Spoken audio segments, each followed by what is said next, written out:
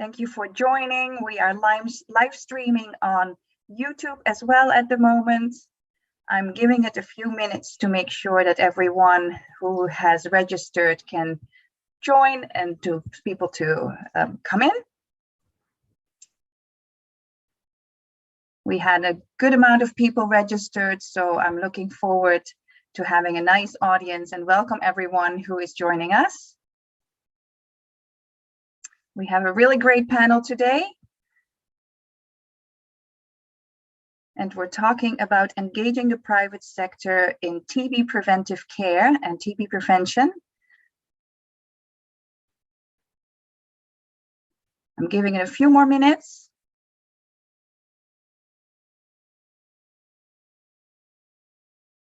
Please feel free to use the chat if you want to say something, but for the Q&A, if you have any questions, please use the Q&A. At the bottom, you will see the Q&A. That's the best way for us to monitor questions and we can respond directly to you.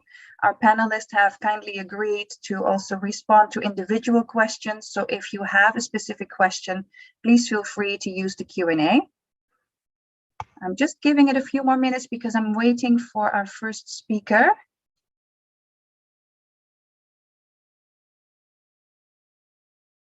Who I don't see yet, so give it a few more minutes. Apologies to everyone. I'm going to type and write to him.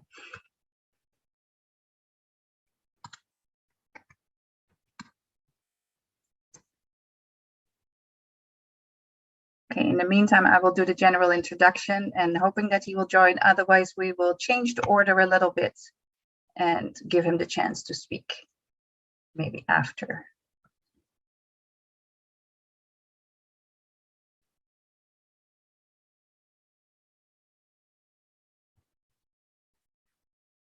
So, thank you for joining everyone.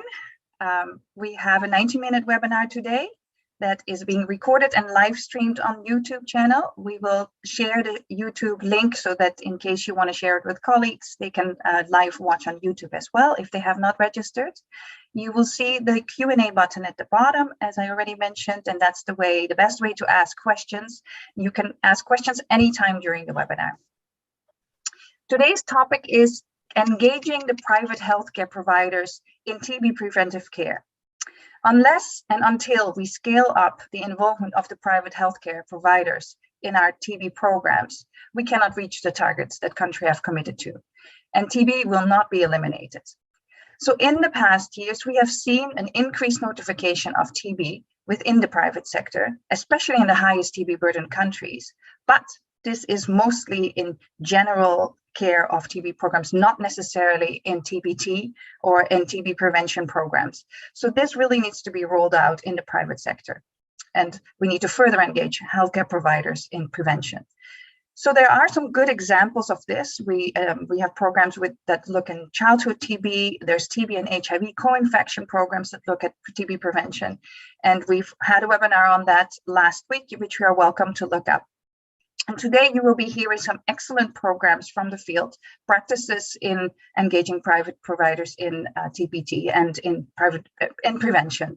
So in this webinar, we discuss the opportunities and also the practical challenges that are related to rolling out TBT in the private sector. And I'm very happy to introduce you to our great panel and our speakers. The detailed bio is on our website, so you will not, I will not go in too much detail, but please look them up. So as you can see, some of them have their cameras on. So I'll start with Dr. Hamida Hussain. She is going to be moderating the panel discussion. She's a public health professional working as a director in IRD Global and with over 2 decades of experience in designing, implementing, and evaluating complex global health service delivery programs and epidemiological research.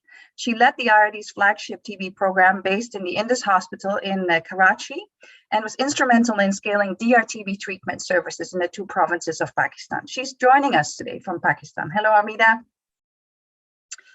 Then we have, I'm happy to say that Daisy Gangurde is with us. She is the head of the health program at Alert India. She has over 26 years of experience in the development sector, primarily focusing on community development and disease control projects. Over the years, she has had the opportunity to lead multiple TB control and HIV prevention care and support and interventions in the public and private sector for the organization. And she will kick off the presentations today. Then after that, we will hear from Dr. Mahfouz Rahman. He's a public health professional with more than 7 years of experience in childhood tuberculosis, public-private mixed approach for TB control, and integrating mHealth at point of care, occupational health, and childhood nutrition. And he works currently for IRD in Bangladesh, and he's joining us from Bangladesh, and he has a great presentation for us today as well. And then I'm pleased to say that Dr. Kuldeep Sachdeva is a medical doctor. He hopefully will be joining us. I don't see him yet. Over 32 years of professional experience with the Indian government health system, who currently leads all the union program activities in the Southeast Asia office. Dr. Sachdeva has a long and successful journey of serving the public, and until recently held the post of Deputy Director General in the Ministry of Health and Welfare in India. And then we have 3 people in our program who will be providing some comments on the discussion, the presentations, and then join the panel discussion. I'm really pleased to introduce each of them to you. Dr. Biswajit Chowdhury, he's a pediatrician with over 15 years of experience in private sector management. He is currently working as an assistant professor at the Department of Pediatrics in the Medical College Hospital, Mians Minsing, and one of the largest tertiary healthcare facilities in Bangladesh. As a private sector pediatrician, he has been closely involved with the National TB Control Program for the PPM approach to childhood tuberculosis control, and we look forward to hearing his comments from his experience in Bangladesh. Then we have with us Dr. Dennis Falzon, who works at the Global TB Program in the World Health Organization in Geneva. And before joining WHO, he was a medical epidemiologist at the EuroTB Surveillance Project in France and worked in public health in both state and non-state government sectors. He currently leads the team working on TB prevention, research, and innovation, and he has been involved in the guidance of the treatment of TB disease and TB infection and integrating digital technologies in support of NTB strategy. So we're really pleased to have WHO's opinion and comments in this panel from Dennis. Thank you for joining us too. And then finally, I'm really happy to also have Dr. Raghavan Gopagumar, partner and CEO in the Uni World Health Solutions Private Limited in India. He has 23 years of experience in managing and providing technical oversight and strategic direction. But most importantly for this webinar, he is also a TB survivor, and he is a REACH storyteller and the national coordinator of TB champions for TB, Touched by TB in India. He's a member of the Global Fund CCM in India, and he has a lot of experience that we would love to hear also on working on TB prevention. So he will be joining us a little bit later to also provide a comment on the presentations and join the panel discussion that Hamida will be leading. So after this long introduction, I would like to ask Daisy if you are ready to start and present. Then we look at the practical field operations on TBT. And Daisy, the floor is yours. All right, thank you. I was not prepared for it. I thought Dr. Sachdeva would cover for, the government policies and what the government has introduced recently, but then I think I'll quickly go through it. Let me have the next slide, please. All right, so the National TB Elimination Program has maybe very recently, a few months back, spoken about or has rolled out this program for prevention of TB infection. Earlier, we have been implementing very actively the TB control, that is the disease control program for TB. But now this is something different, and here we at the moment we have started maybe just about 3 months back, and therefore I don't know how useful the inputs that I give will be, but still I will go on. If I look at what the cascade of TB care is as of now, is we have a target population. These are the people who are at high risk for TB infection. So initially, the initial stage would be to rule out active TB and then go on to detect TB infection amongst the others who are not people who have active TB. So, and then from there we take on. I will not go into details about this because I am sure most of the people who have been watching this must be familiar with it. So shall I still go ahead, or I think I'll go on to the next slide? Are most people familiar with this? All right. So now I will just, yeah, okay. So now I'll go on to the to what exactly we are doing in our project. Though there are other groups that are at high risk for TB infection, we are covering only the household contacts of pulmonary TB patients. So what, how do we go about it now? So normally the household contacts are first screened for TB symptoms. So while the screening is on, they could be either symptomatic or asymptomatic. Now, if they are symptomatic, then they go on to the for X-ray screening, and then if it is suggestive of TB, then we link them directly to the public health system. And if there is no TB, then there is a possibility that we would initiate the TB preventive treatment because they were symptomatic initially. Now, if they are asymptomatic from the beginning, then you have less than 5, and you will have people who are more than 5 amongst the household contacts. So then if they are less than 5, they are directly initiated into the TB prevention treatment. And if they are more than 5, then they go on to Igra testing if Igra is available. If Igra is available, then either they are Igra positive or negative. If they are positive, then there is an X-ray screening, and then after the X-ray screening, again, either there is abnormality or no abnormality. If there is abnormality, they would go on straight to the public sector for further diagnosis and then for TB treatment in case TB is confirmed. If they are negative for Igra, then we do not normally take them further for any tests. If Igra is unavailable, then there is an X-ray screening, and after X-ray screening, if it could be either no TB or it could be TB. So they are, if there is no then they are initiated into, most of the times they are initiated into the preventive treatment. If X-ray is unavailable, then they are all linked to the TB preventive treatment. So now I will just, can we go on to the next slide?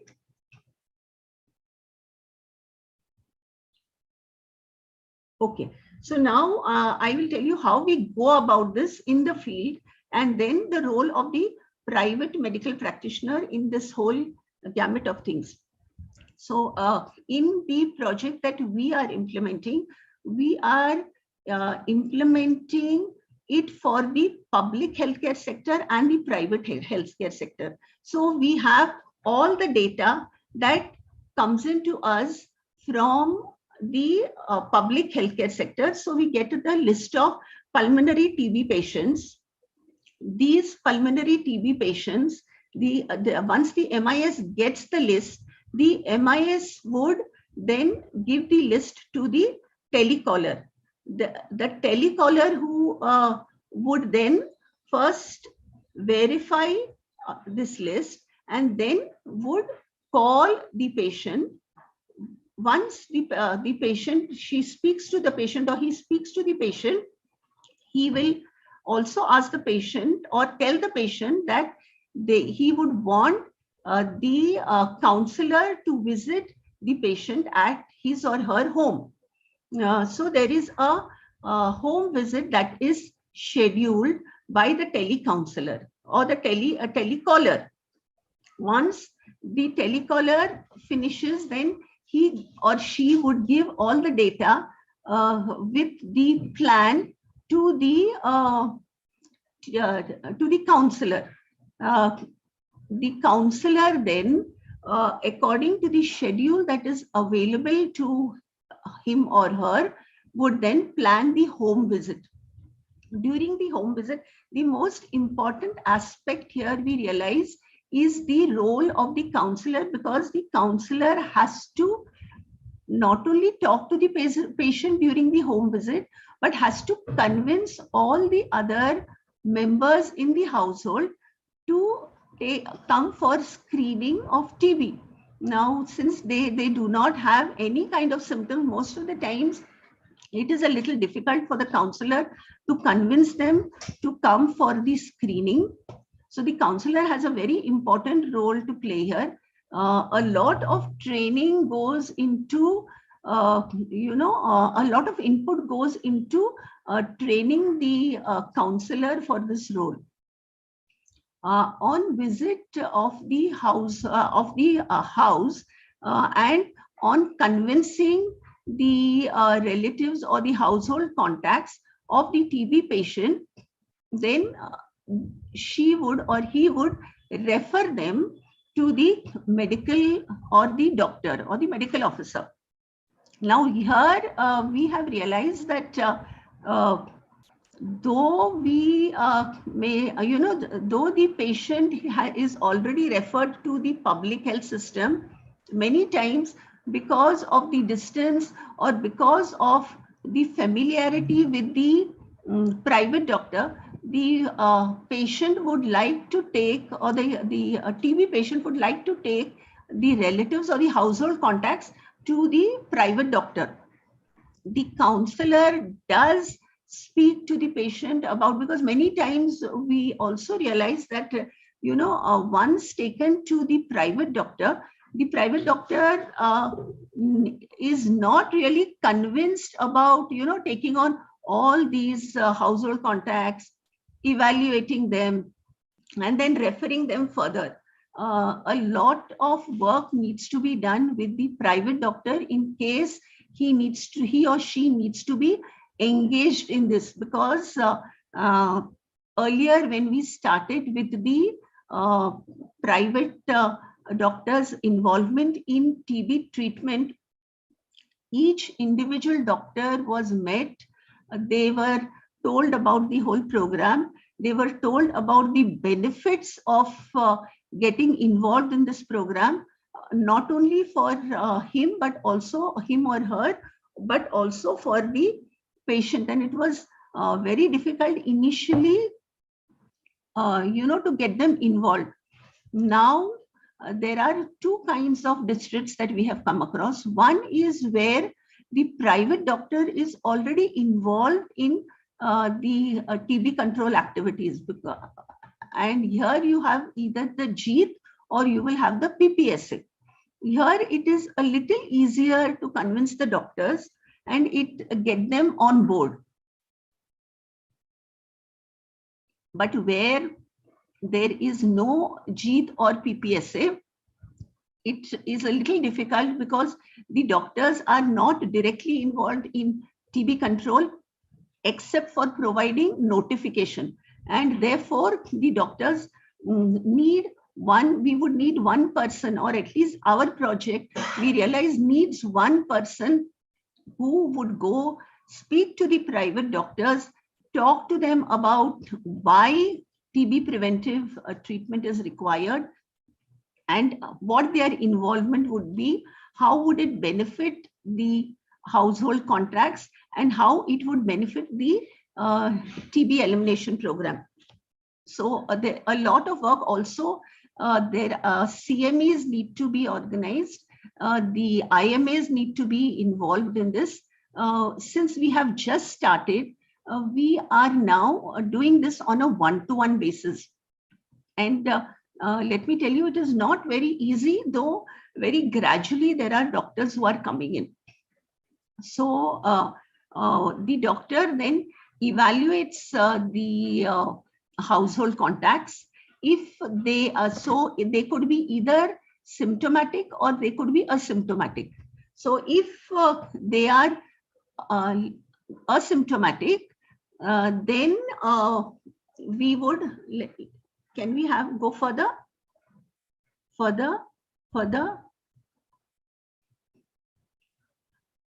Yeah. So if they are asymptomatic, normally if the Igra voucher is given to them and they would go in for Igra testing.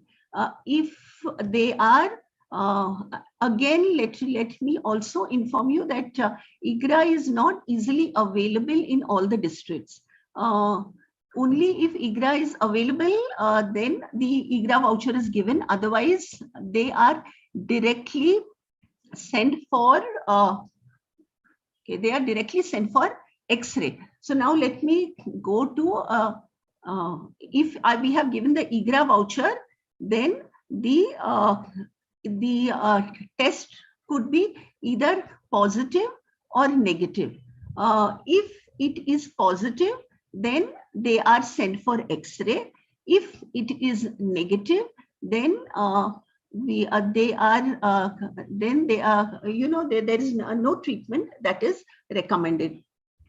But if when the doctor evaluates and finds that the person is symptomatic, if he is symptomatic, then directly there is an X-ray voucher that is given to the person, and after the X-rays, if the person has some abnormality, then the person is referred to the health center. The health center then carries out other diagnostic tests, confirms TB, and then provides the anti-TB treatment.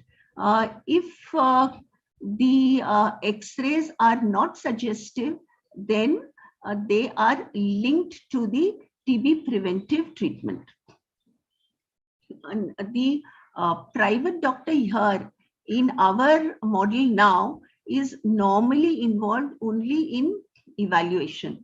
And in some districts, it is the TU that provides the TB preventive treatment.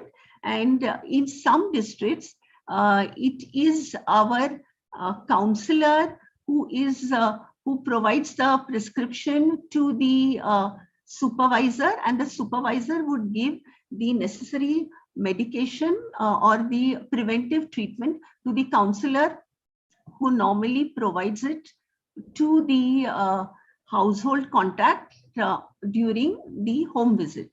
Now let's come to the Igra vouchers. The Igra vouchers, in case Igra, like I have mentioned, in case Igra is positive, then they would get a voucher for X-ray.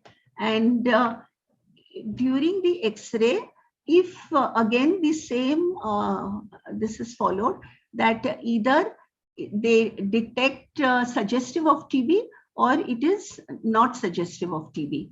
Now, even if it is not suggestive of TB, then too they are provided the preventive treatment.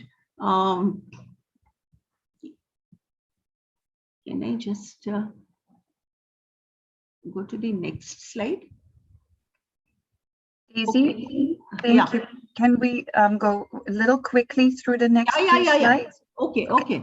So now we also realize that though we are talking about the private healthcare sector, we are totally or constantly dependent on the public healthcare sector here, because we get the list, we have so far at least got the list of patients from them for the many times for the consultation. If the patients, relatives, or the household contacts would want to go to the public sector because they are not able to afford the fees of the private doctor, then, again, the public sector has to come in for digital x-rays.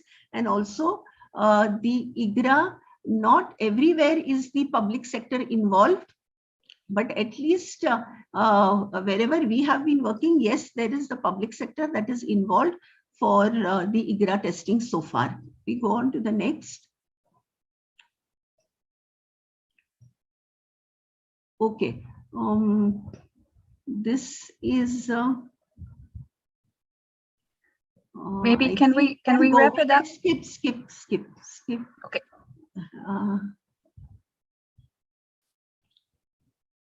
Yeah, but this is not specifically only for the private sector. There is only one point here for the private sector, that wherever the private sector has to be engaged, there is a lot of work that we have to do with the private sector, because the private sector is not really willing to come in. At least that's been our experience so far for the last 6 months. They are not really very enthusiastic about coming in for evaluation of the household contacts. They need to be there need to be one-to-one contacts. They need to be convinced, and also CMEs need to be organized for the public, the private sector, to get them involved in this.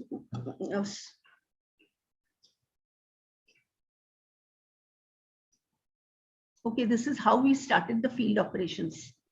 I think we could just skip this. Thank you.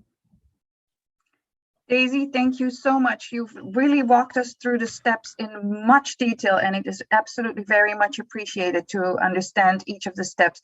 And thank you for sharing also some of the challenges around that. I'd like to ask Dr. Sachdeva to come in and maybe put some context to this presentation from Daisy. And please feel free to take the floor from me, Dr. Sachdeva. Thank you for joining. Thank you, Petra. Sorry, I had a little challenge connecting initially. Then this is also, yeah. You saw the convoluted pathways to reach finally a patient who needs the TB preventive therapy. I mean, there are too many steps and too many Dr. Sachdeva, just a minute. There is some echo on the line. Do you by chance have two lines open? I don't have two lines open. Let me check. No. I have only one line open. Yeah. Okay, I will look in the back office. Please continue. We'll try and fix the echo. Okay. So the entire pathway to finally reach a patient or a client. I mean, let's not call that a patient or a client who needs TB preventive therapy is very convoluted. Dr. Sachdeva, maybe you close your speakers while you speak and then reopen them for questions. Okay. Let me see how I... Or headphones, if you have any headphones. Is it better? Does that help? No. No, not yet. You take another speaker. Let me try and log in again. Right.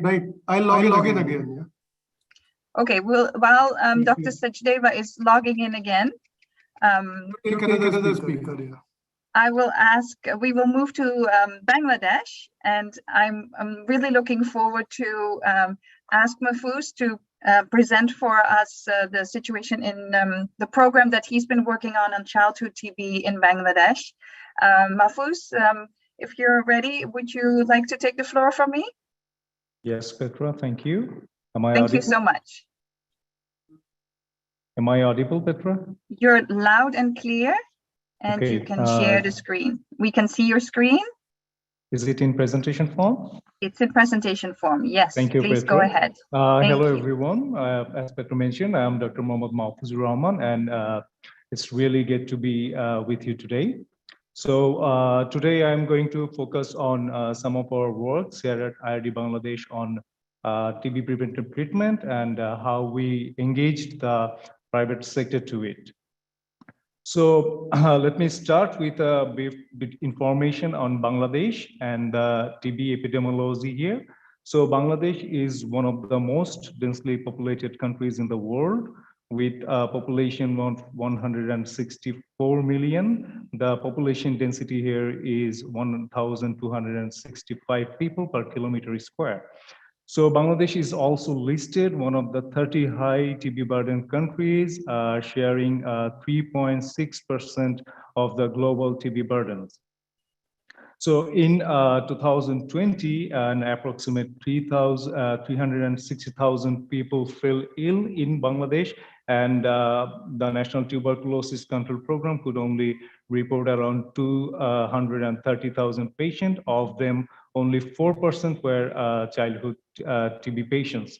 So this is a great concern from Bangladesh, and again, the death rate here in Bangladesh is 24 per 100,000 people, with over 40,000 deaths annually. However, the country has made remarkable progress in the area of treating the detected TB patients. The TB control program has managed to successfully treat more than 95% TB patients on for DS-TB, and for DR-TB it is 74%. So yeah, this slide effectively shows the PT enrollment cap in Bangladesh in line to UHNML target that has been set for Bangladesh. In 2018, we could only enroll 46% of our targeted PT patients, and in 2019, it was 34, and in 2020, it was only 13. Of course, the COVID-19 pandemic has a great effect on this. Bangladesh, before 2021, Bangladesh only implemented PT for under 5 children, and effective from 2021, Bangladesh has started enrolling contacts for all ages on PT. So the healthcare delivery services in Bangladesh is heavily dependent on the private sector, as more than 80% of the primary healthcare services here is provided to the private sector by both formal and informal providers. And to effectively reach the NTB targets, there is no alternate to engaging the private sector with the TB control program, especially for active case finding and TB preventive treatment. So with the funding support from Stop TB Partnerships TB Reach Wave 6 initiative, IRD Bangladesh implemented a project in Mymensingh from November 2018 to September 2021, focusing on active case finding for childhood TB, TB contact investigation, and TB preventive treatment by engaging both public and private sector. So IRD Bangladesh effectively engaged the private sector in Mymensingh. We actually developed a network of 568 private physicians and engaged them in active case finding. We had a network of developed a network of 75 private labs for providing TB testing in the private sector. We also worked on the capacity building of the private physician. We trained 237 private physicians on the basics of TB management, active case finding, and the good practices around contact investigation and TB preventive treatment. We also utilized we also introduced a mentorship program in our setting by utilizing a digital tool like WhatsApp, where junior and less experienced physician could take help from more experienced physician through this for any TB diagnosis and treatment related dilemmas. As the Bangladesh scaled up the TPT activity for all age patients from 2021, IRD Bangladesh assisted the National Tuberculosis Control Program and implemented TPT for all ages in Mymensingh. Under that initiative, we enrolled 3 HP TB preventive treatment for adult patients in the adult household contacts of bacteriologically confirmed TB patients. So to effectively implement the initiative, we actually involve the private sector with our initiative. For involving the private sector, we actually targeted the TB patient who were diagnosed at the private sector and connected the household contact of the TB patient with the treating private physician. We also linked the contacts for testing with our network private labs. So this is our care cascade. We actually able to involve 11 private physicians with the PT activities. So from these 11 PPs, we could identify that 47 bacteriologically confirmed TB patients they have identified during the last few quarters, and we counseled the household contact members, that is 209 contacts, to visit those treating PPs for clinical evaluation. And among the 209, 53% actually showed up to the PPs, and the PPs clinically evaluated the contacts and suggested chest X-ray for all of them to rule out active TB disease. And also among the 110 contacts, 96, that is 87% actually agreed to went through the chest X-ray, and we also linked the private labs for the chest X-ray testing. After screening with chest X-ray, the PPs identified 2 contacts with TB with active TB disease, and rest 94 were suggested to initiate TPT with 3HP. We counseled all the contacts and linked them with the nearest DOT facilities to initiate the TPT. Just to add on these, in Bangladesh, the TPT medicines are not available at the private sector. It is only available through the DOT facilities at the public level.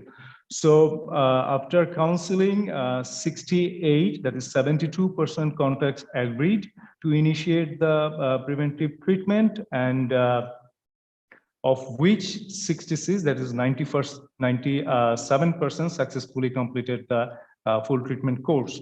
We also involved the PPs in the follow-up process of these patients, of these contacts. So the main challenge that that we faced during involving the PPs is that TPT is not routinely practiced in the private sectors, and the PPs were never been involved or sensitized through our program or any other activities with the TB preventive treatment.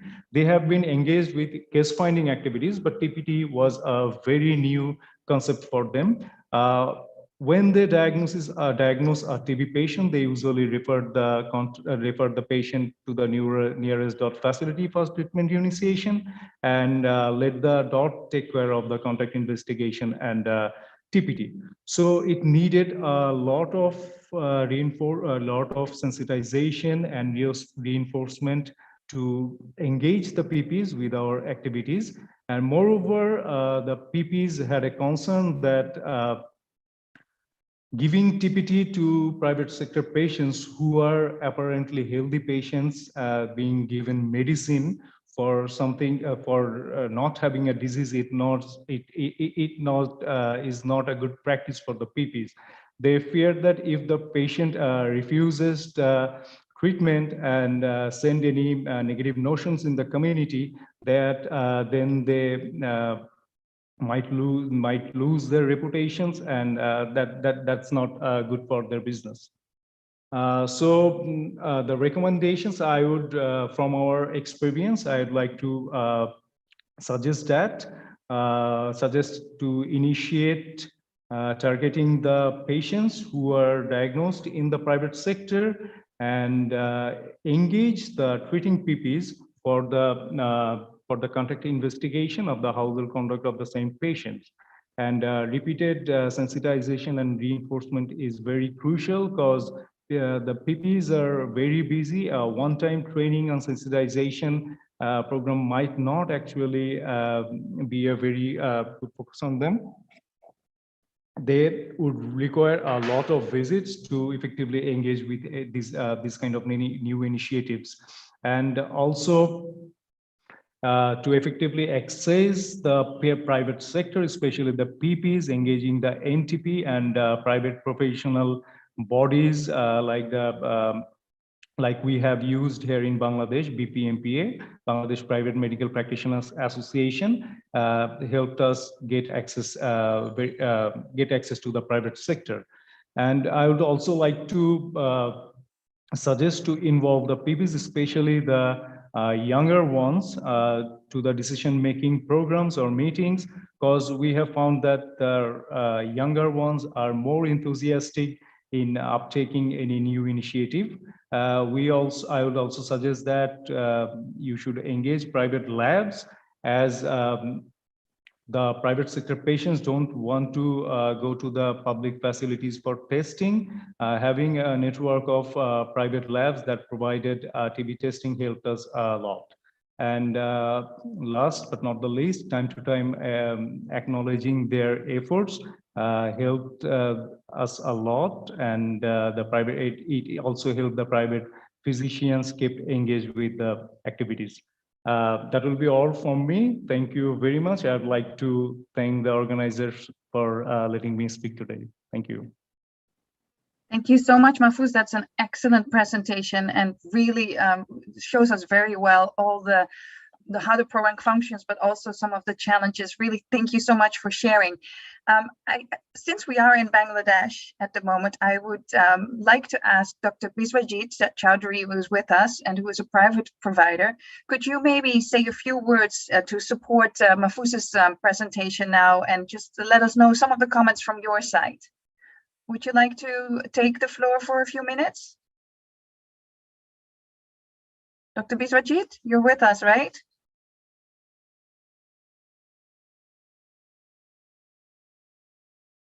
I know you're here.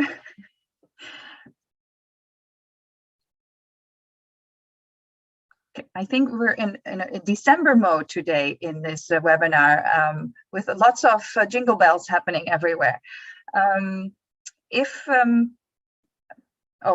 I think Dr. Biswajit has some technical difficulties. It must be related to the holiday feeling. Hang on, maybe he's back. Yes, I'm so glad to see you, yes. Dr. Biswajit. Thank you so much. Could you, please go ahead, take the floor. And can you hear me?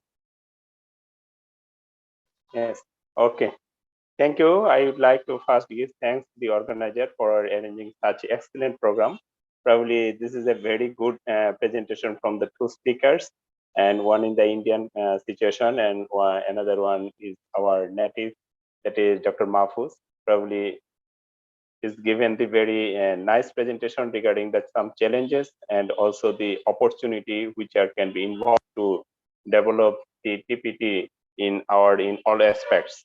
So this is the issue of how the private sector can make an important role regarding the advancement of TPT therapy in all aspects. This is really a challenging one, because most of the cases in private sector, we can't easily declare if the patient is TB patient. If you declare this is a TB patient, then we have to treat our 6-month therapy. So it is really a tough one. So after getting the contact with the household contact, we initially we are not sure to start the TPT. So this is a very important thing to make awareness among the private practitioner and private sector, to aware the common doctors who are working with the TB and all others, the infectious diseases. Probably IRD in Bangladesh take a very key role or pivotal role for making aware of the private practitioner regarding the TPT therapy. I am working in Mymensingh Medical College Hospital, and it's also a tertiary care hospital. And IRD also working with us in last few years. So I think the challenges and also the opportunity, that is challenges like most of the private practitioners are not very much aware regarding the TPTs. So we have to organize some important seminar or symposium to make them aware regarding this TPT among the common doctors. and also some opportunity because the young people already Mahfouz gave a presentation. The young practitioners are very much enthusiastic regarding taking some challenges to overcome this situation. And if we are try collectively to make aware of the doctors regarding the TPT, and we are able to eradicate or improve the treatment of the TB, not in Bangladesh, all over the world. Thank you.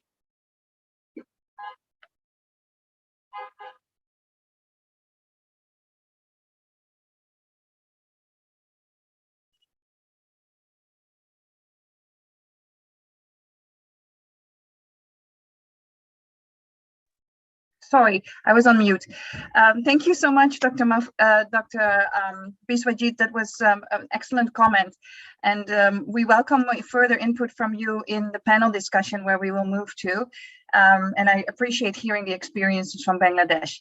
Now, before we go to open the panel discussion and we will take any questions, please, anyone in the audience, put your questions in the Q&A. We would love to take your questions in and hear what your thoughts are. I would like to ask Dennis to comment on a few of the points in the presentations and maybe provide us a little bit of an insight in WHO's program on TB prevention and the recent call to action on prevention. So Dennis, the floor is yours. Thank you very much, Petra, and thanks for the organizers for inviting the Global TB program to this very interesting webinar. I've been following very carefully all these commentaries from the two countries, and it's really encouraging to see this groundswell of interest from the private sector. It's also a great attendance. I see numbers creeping up, despite that in many of the countries where you are, it's getting quite late in the evening. So thanks very much. So I think maybe I can take a few aspects from these presentations and others that have been happening in the area of PPM and TB prevention. First of all, I think it's interesting to note that in places like Bangladesh, India, and elsewhere, especially in Southeast Asia, there has been such an increase in the penetration of the private sector since 2015 into the TB care, and we have seen an increase, and nowadays I think 20 to 40% of notifications of TB can be traced back to efforts starting in the private sector. So even despite the fact that we've had these setbacks as a result of COVID mitigation measures that were put in place in many countries, we have seen very clearly in countries where there has been very careful collection of data, especially, for instance, as you've seen the traces in India, where the private sector has suffered quite an important drop alongside the public sector in TB notification, but has shown this remarkable capacity to rebound and to recover over the space of a few months. We have seen these repeatedly, for instance, in India and elsewhere. I think this is these are important events that are happening. It's great to see this continued interest from the private sector, and please hang on. There are new developments which are helping out in the preventive area as well as the curative area, where the private sector has been engaged for longer, and it's great to see these innovative measures that are being done to promote prevention, which maybe has less incentive, less profit motive for the private practitioner to get involved in. But just to mention a few that feature in our new guidelines that have been produced on TPT last year and now also on screening this year in particular, is the increased use and increased recommendation for use for shorter rifamycin containing TPT regimens, which reduce the duration of TPT and also make it less problematic in terms of side effects, adverse events. The integration now of child-friendly formulations, for instance, the HR combination, which is available in child-friendly forms and in dispersible tablets. The lowering as well of the TB prevalence threshold for which mass or large-scale screening in communities is proposed from the last guidelines on screening, more stress on radiography, and with the advent now of digital radiography, making it so much easier to have bring the X-ray closer to the household, as we've seen, for instance, in the example, for instance, in India.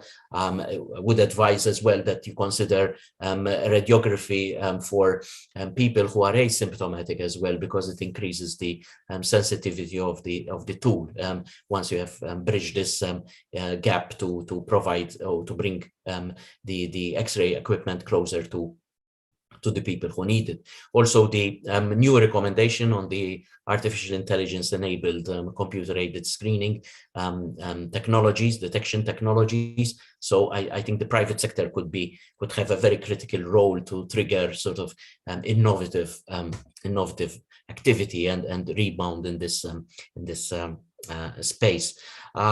I noticed that both presentations emphasize the need for capacity building in this area, and I'm pleased to tell you that we will be launching as WHO new e-learning modules on 3 aspects of TB care, of which TPT is one of them. From early next year, you will see an extensive e-learning module lasting for about 7 hours. So it covers all aspects, I think, of TPT, the 4 sort of critical junctures of TPT: identification of people at risk, ruling out TB, testing for TB infection, and choosing between the different regimens, and much more on aspects of adherence, support, on adverse of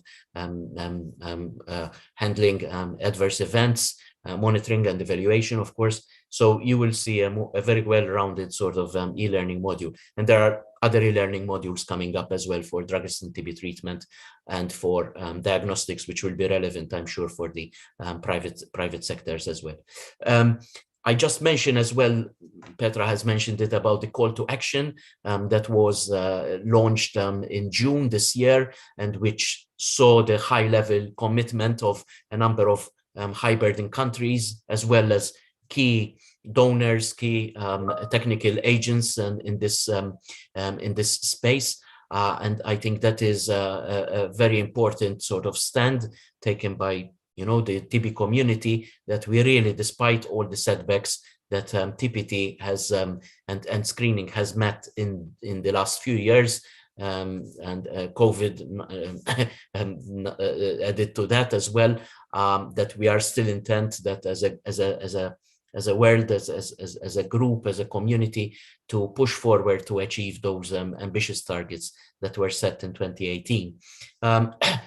I also wanted to mention that we are compiling as well another set of innovative activities that have been done during COVID. So I invite the people who are here, if they have summaries of the initiatives that they've done to keep TB on the agenda, to make sure that you submit abstracts so that we include them in a compilation. I'm going to send next in the chat a link to the compendium that we are doing. We've had the first edition released earlier this year, so you can go and see that. But we really invite people to submit small abstracts, right, and then we include them in our report, and we've had a summary of that as well in the global TB report. So you will see your contribution featuring there. So again, I encourage you all to continue with your work and your steadfast commitment. Thanks very much. Thank you so much, Dennis, and thank you also for joining and sharing some of your points.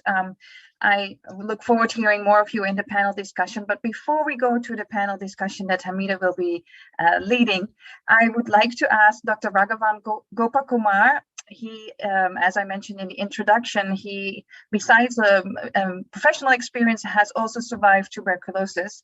And Dr. Raghavan, if you are with us, we would love to hear a few comments from your side on working, like having tuberculosis. Tell us a little bit about your story, especially your experience with the private sector, and maybe also shine a little light on work that you have been doing on TB prevention. Dr. Gopakumar, are you ready to say a few words? Yeah, thank you, Petra. Thank you, Petra. As I was telling you that, I was in mid of something, but I thought I should come up and, meet all of you and speak something. As you introduced me, I am a TB survivor. So in my initial days of, TB journey, the diagnosis was a big issue because I was having the extrapulmonary case. So there was a lot of delay in, diagnosing. So I was running from pillar to post in private sector to diagnose what's happening around in my body. But finally they could diagnose me as extrapulmonary tuberculosis, and they did operation and all, but they removed that organ also. That was even not needed because it is happened in the private sector. Later on, I went to the public sector in the government hospital in Delhi, and then I met the doctor. They given me the correct advice. They given me much the government medicines which I do not need to spend anything. So finally I cured. So my TB journey was tough in the sense, I was in the peak of my career, and then, there was no treatment literacy, no proper guidance, counseling, nothing. Because of that, me and my family suffered a lot. It affected my career, etc. So I thought that I should do something for the TB patients in my future. So I became one of the mentee for the Reach project, wherein they trained me to become a champion. So I ever since 2018 I'm in this field. Before that I was heading a TB project of USAID in 7 Western UP districts, which is called market-based partnership in health. In this project, what mainly I was trying to do is bringing the private sector and public sector in a common platform, and working together to early diagnosis and treatment. So in this private sector, we thought that initially it is only the qualified MBBS doctors, but the private providers are not only the MBBS doctors. There are Ayush doctors, Ayurveda, Unani, Homeo, etc. So the first point of contact to the rural people in India when they are having continuous cough, it is the less qualified doctor. They are not really doctors, but the Ayurveda, Homeo, Unani, all those things, Ayush doctors we call. So, and also there are some kind of less qualified doctors which we call Jola chap. It is quack actually. So these are the first point of contact. Second thing is about the the medical shop people, the druggist and pharmacist people. So we thought that all those people are playing a very key role. So we train them. If there is a cough for more than 2 weeks, immediately go for the sputum test. So that really worked. And then, the people who are not able to afford the money, they were buying medicines in the private sector. So a poor person is coming to a pharmacy shop and asking for the TB medicine. Then, from his dress and other things, he can make out that he's a poor guy. Then he will say that, why are you spending so much money? It is available in government free of cost. This is the nearest place. Go there. So this way we really work. So the private sector involvement, not only the qualified MBBS doctors, but the other Indian system of medicine and other Ayush doctors, and this less qualified doctors, they are not supposed to treat, but still if you see the Indian data, nearly 70% of the population, the first contact person is this less qualified doctors. So we thought that it is better to train them, at least not treat, but if they know the symptoms, they can refer to the nearest public sector facility so that they can do sputum test and they can do the right treatment over there. So we never encourage them to do the treatment, but only the referral thing which we were insisting, and that really worked out. So later on we have a lot of programs in India where private sector people are involved, but mainly the medical doctors are involved, but I haven't seen anywhere the other the care providers are involved. So when we consider this private sector is not only the medical qualified medical doctors, but all kind of care providers. They should be trained on the symptoms. They should be asked to refer to the nearest public sector or even the private sector, so that the diagnosis will happen on right time, and treatment can start on time, so that they will never spread it to other people as far as pulmonary TB is concerned. So that is what I need to say about the private sector. And then the next coming about the TB prevention therapy. And also I would like to say that in my previous thing, not only the private sector, but the community, the survivors who had TB and they survived, and then now, they know how difficult the TB journey is. So, we in 2018, we formed Touched by TB, which is a national coalition of TB survivors. I am one of the governing board member, and we work in the northeastern area and Delhi, where where it is very hard to reach places like Sikkim, Meghalaya, Tripura, Assam, part of Assam, etc. So we are working there. We are identifying the TB survivors, and we are giving them training. So they are going, door to door and saying that I also got TB once upon a time. Then I took medicine. Now I am perfectly all right. So this kind of message they are communicating, and that kind of they are giving them confidence. Otherwise, when people are diagnosed as for MDR TB, XDR TB, they think that my days are counted. I'm going to die. So one of the survivor told me that, sir, medicine will work only for 50%, rest 50%. If some survivor is coming and telling me that, I got this TB and then I survived, half of my disease is gone. So that kind of effect, the survivors are having. So in any of the TB programs, before that in TB programs, the champion, survivor, etc. were unheard. Now in TB programs, the champion, survivors, change makers, etc. are coming in place and getting a proper place. So the community, the key affected population should be involved in all kinds of program planning, implementation, etc. So we have the district TB forums, state TB forums, national TB forums, etc. But there is a representation of survivors, but we are yet to fully utilize those kind of thing, because only they are there, but they are unable to, they are not provided right opportunity to speak on, etc. But I am sure that in coming days they are getting more empowered, and they will also be actively involved in decision making process of ending TB in India by 2025. Thank you so much for providing me this opportunity, and I will be involved. I am happy to actively involved in this platform to share our experience in northeastern states and Delhi. Thank you so much.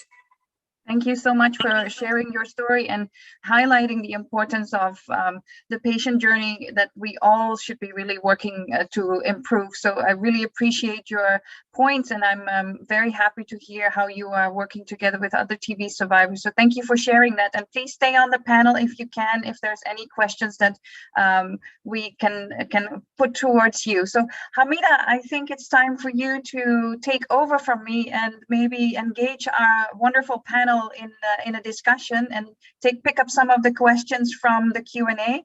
So I'm asking the panel members who are able to put on their camera to please do so that we have an engaging interaction. And I am going to hand over to Hamida. Please, Hamida, go ahead. Thank you, Petra. Thank you so much to presenters Daisy and Mahfouz from Bangladesh and India for your engaging presentation, and to Dennis and Raghavan and Dr. Bishajit, who I think has dropped out, for your comments. You have all highlighted that this is a new endeavor, and it is challenging to engage the private sector in TB prevention treatment. But we have to do it, as you have both indicated, that in countries like India and Pakistan, Bangladesh, where private sector is very vibrant, you have to engage with the private sector to be able to reach the UN HLM targets and even the NTB targets. So just picking up on some of the points from your presentation, I would like to start by asking some questions. And I think this also pertains to one of the questions that has come from the audience as well. Mahfouz, if I can put the question first to you. What we all know that recording and reporting is extensive in tuberculosis, and especially also for TPT. How did you engage the private sector in this particular regard? So reporting and recording, number one, and then how did you monitor the private providers when they were providing the TPT? So that's question number one to you. Thank you, Hamidapa. So as I already mentioned, the TPT medicines are not available at the private sector in Bangladesh. It is only provided to the DOTS provider. So we could actually engage the private providers in the contact investigation and patient evaluation process, and had to link the patients to the DOT facilities for recording and reporting. It is actually the public DOT facilities. They did the recording and reporting for the TPT patients. And regarding the monitoring of the TPT, we actually implemented a 3-tier monitoring process. So we actually give a reminder call to the patients that before they were supposed to take the drugs, reminding them that tomorrow you are scheduled to take the drugs. And we also call them on that day to ensure that they have taken the medicine. And if they miss the drug, we also remind them to take the next days. And if even they forgot that, then we did a household visit and took care of the adherence. And also for the follow-up process, we involved the private physicians. We invited the patients on a monthly follow-up visits with the PPs, where the PPs actually evaluated the patients and also take care of any adverse effect that might have happened during the treatment course. All right, great. Thank you so much. So just to tease that out a bit more, so you did the case holding for preventive treatment in the private sector. You didn't do the initiation, but you did the case holding in the private sector. So even for case holding, you have to engage the private providers for the data collection in terms of the adherence, to record the adherence for the preventive treatment. Did you find it challenging to engage them, or was there a data burden that prevented them from doing it and the project supported them? So then again, we had our project actually supporting the PPs for the adherence data collection. We actually placed during the TB Reach intervention, we actually placed trained health workers with the PPs who took care of the active case finding and TB related activities for the PPs. They actually did the reporting and recording for the PPs. And yes, it is in general, from our previous experience of engaging the private physicians, it is very, very difficult to engage them in recording and reporting. In Bangladesh, the high volume PPs, they actually see like 100 and 200 patients per day. It is even impossible to think that they will make 10 or 15 minutes out of their practicing time and record and report TB related reportings. We try to engage their assistance during some of our activities, and that actually helped a bit, but it was very challenging involving the PPs in recording and reporting in general. So let me pose this question to Dennis. Dennis, WHO has a number of forms that we have to complete for each patient that goes on preventive treatment. And if we are to engage the private sector, the burden on recording and reporting falls on the private sector. What are WHO's current thought process in how to make it more simplified? So we can engage, the programs on ground can engage the private providers. Thank you very much, Hamida. So in response to that, yeah, can you hear me? Yes, now we can. Sorry for that. Yeah, so in response to that, I think there are two important developments that I can tell you about. One of them is that when we released the guidelines last year on TPT, it came along with an operational handbook. And actually in the Q&A, I just referred to the link to that handbook in response to another question. But if you go to the chapter on monitoring and evaluation, you'll see that we are really, for TPT, we're focusing on three main indicators.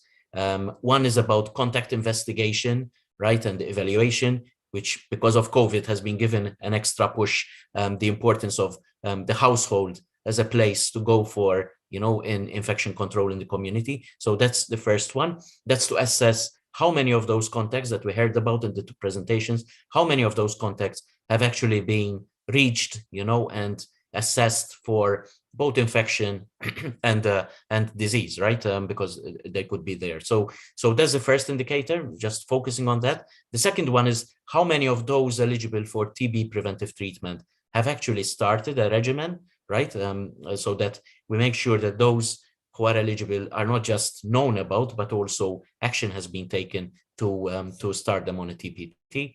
And the third one is about the completion, right? Because we know that the efficacy of TPT depends to a degree on how many of those are completed. And again, that's the third indicator. So those are the minimum indicators that we are asking countries to look at.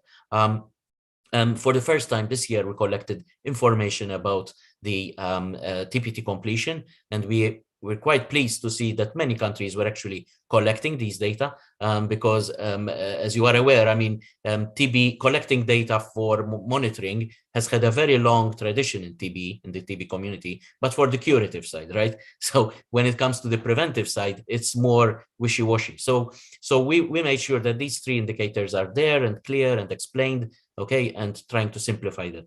And the second thing I wanted to say is that alongside all that, we have in the last 4 years been working on an application to which you can download free of charge. There is a demo, there are more files attached to it. I will send the link as well in the chat for easy access. This is called the Prevent TB app. And you will see that it can be installed on Android and on iOS as well. And there is also a backend to it where you can customize it. You can, set up smartly the fields. We are putting in as well variables so that you can also cater for screening. So not just TPT, because really there is a continuum here, right? As we see in contacts, as we see in other use cases, but to make sure that those data can be collected, can be sent, and we have a number of instances. We have rolled it out in India, in a number of places, in the Philippines. There are other places where this app is being used. And that provides the person who's moving around, right, and who doesn't have time to put in data on paper and to send them to the authority, but to capture all that information, have them available as well, all those data available for follow-up of the people. So I'm going to send as well the link to the Prevent TB app so people can see it. Thanks. Thank you, Dennis. So it seems that WHO has simplified the data collection to 3 indicators at a minimum. Of course, more can be done, but at least from the private sector, if we can get these 3 minimum indicators, that would be that would greatly help increase the people who can access preventive TB treatment. And also in terms of easy filling of forms, they are now available online and can be done electronically. And I'm sure the NTPs will be geared to kind of connect the electronic app to their own data system, so they can receive the data rather than data going up somewhere in the web where no one can access it. In terms of some of the planning around the private sector and engaging private sector, Daisy, may I ask, you indicated that patients will be asked to do chest X-ray where Igra is not available. Are there plans to involve the private sector labs in that so they can access it easier, so the patients can access the chest X-ray easier? And if so, will these be provided at a subsidized cost, or will they be free to patients, or how is the program dealing with it? All right. We have engaged private laboratories, and we have been providing vouchers to them so that they could go and get their X-ray done free of charge. Okay, that's excellent. So, so you're trying to provide this. So NTP in India is trying to provide this service free of cost to the patients. Are these to the labs that are close to the patients, or they're designated labs which may be further away? So there is still the barrier of accessing these labs. All right. What has been done is there has been a mapping in the area to find out where the labs are located, and then normally we try our best to provide or refer them to labs that are close to the place of residence, so that they don't have to travel too far. Okay, that's excellent. So Mahfouz, in your program, how did you deal? You mentioned that you had engaged 75 private sector labs. In terms of the payment and in terms of where they were located, how did you manage that? So yeah, we had 75 labs under our network. We had agreement with them to provide TB test at a subsidized rate. And from the support of the project, we actually took care of the charging for the patients, but it was on a subsidized rate, very few than what in the private sector other labs are taking. Yeah. Okay, so you, what I understand is from your program paid the rates or the fees to the lab, and the service was provided free of charge to the patient. Yeah. Okay. Thanks. So this is something that is of concern in terms of going forward as you scale up. That TB services at public sector sites are free of cost, but at a private sector site, they are not free of cost. But this is something that the programs will need to engage with.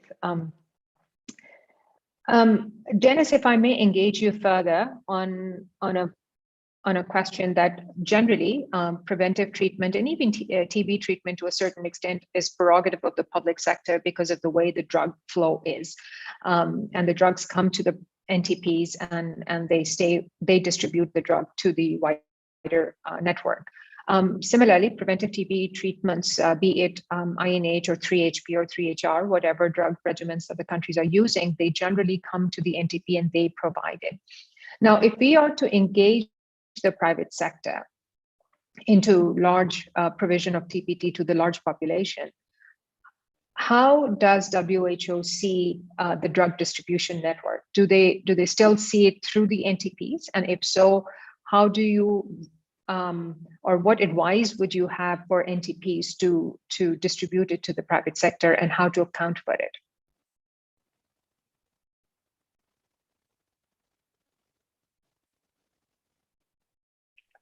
Dennis, you're muted. I couldn't find the unmute, so I found it now. Yeah, so that's a great question, actually, Hamida, and I think it should go through careful consideration of what are the other models of channeling TB drugs between the public and the private sector. So if there is already an experience with handling the drugs to the private sector and asking the private sector to also help out in, let's say, reaching out households so that they can start the treatments, or providing them in some of the clinics where the people will visit and the contacts will visit and other people is at risk will go, then that could be another way of doing it.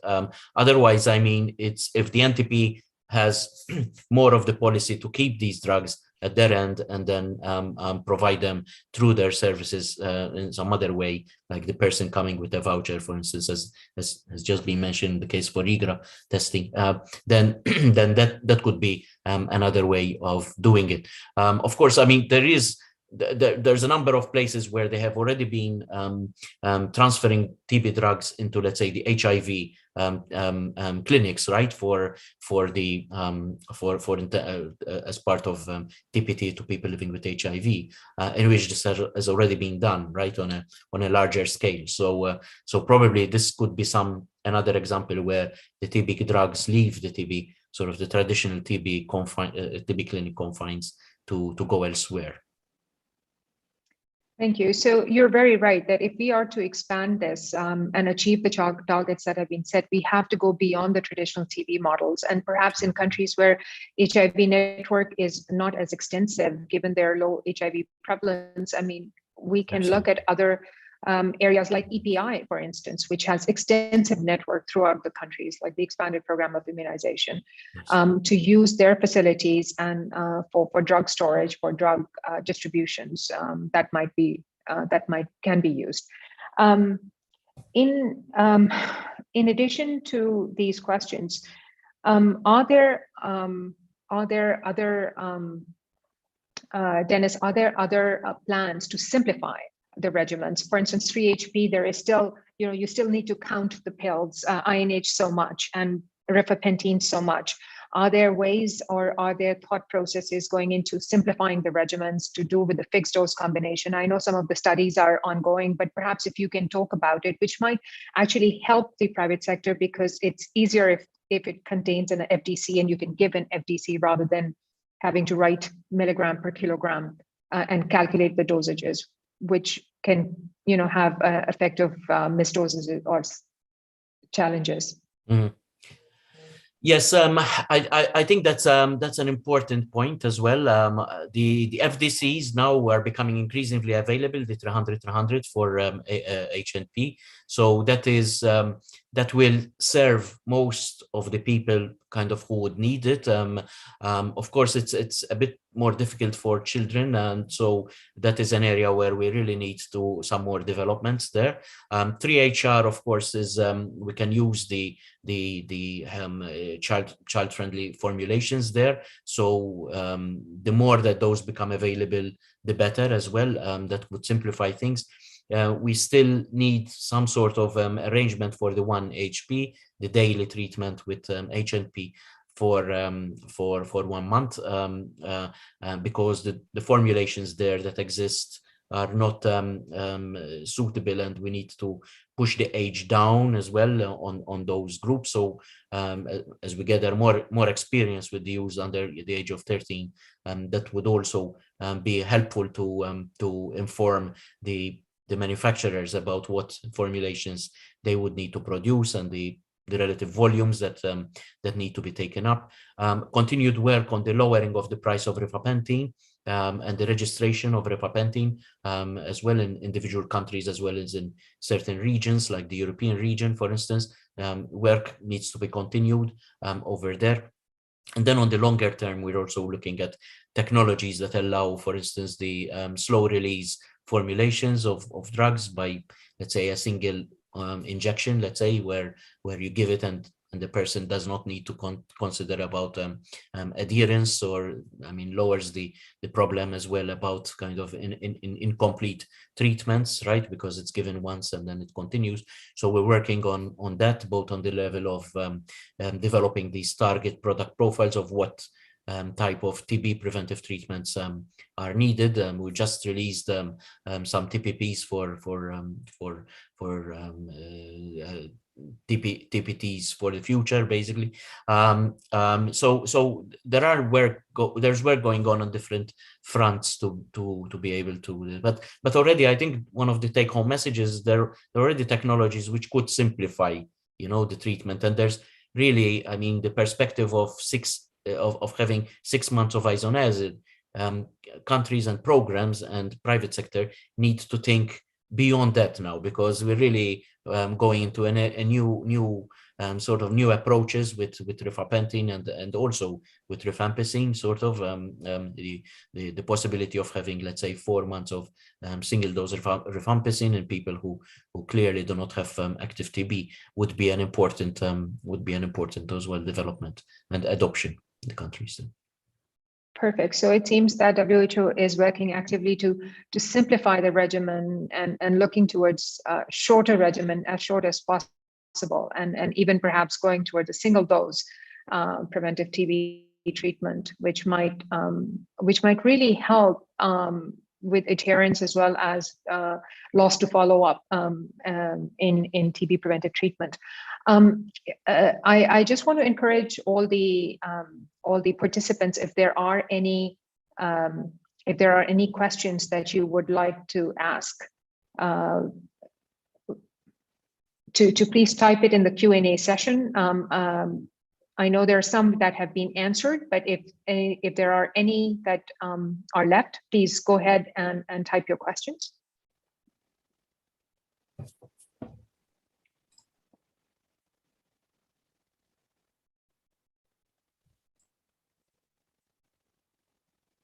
If not, then may I ask all the participants if you guys have any last thoughts on or any last points that you would like to make?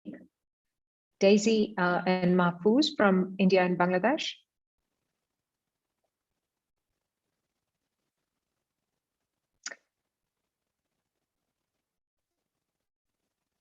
No. Dennis, any last point from at your end? No, I just thank you again once more, and I put the codes as well here on the screen for the access to the knowledge sharing platform of WHO. So please use it. There's the TPT screening guidelines and many other guidelines that we have produced under this consolidated modular approach. So thanks, and a really interesting session, and I look forward to hearing more. Cheers. Thank you very much. Over to you, Petra. Yes, thank you so much. It was really very interesting. I'm really pleased with the presentations, and I would like to thank you, Hamida, for leading the discussion. Thank you to all the panelists for your valuable input and your thoughtful comments. Thank you, Dennis. Thank you, Mahfouz. Thank you, Daisy. Thank you to all the participants for your questions and for your interest and for your continuous feedback. We look forward to seeing you on the TBPPM learning platform. As you know, there is Friday forum question open related to TB prevention. So we will post the questions from the Q&A in there, and so that you can further connect with each other on some of these issues that was discussed today. The all the PowerPoint presentations and the recording will be posted on our website, and on our YouTube channel. You will also be able to rewatch or send this on to colleagues who have missed. We had many people register, but we realized December is a really busy month.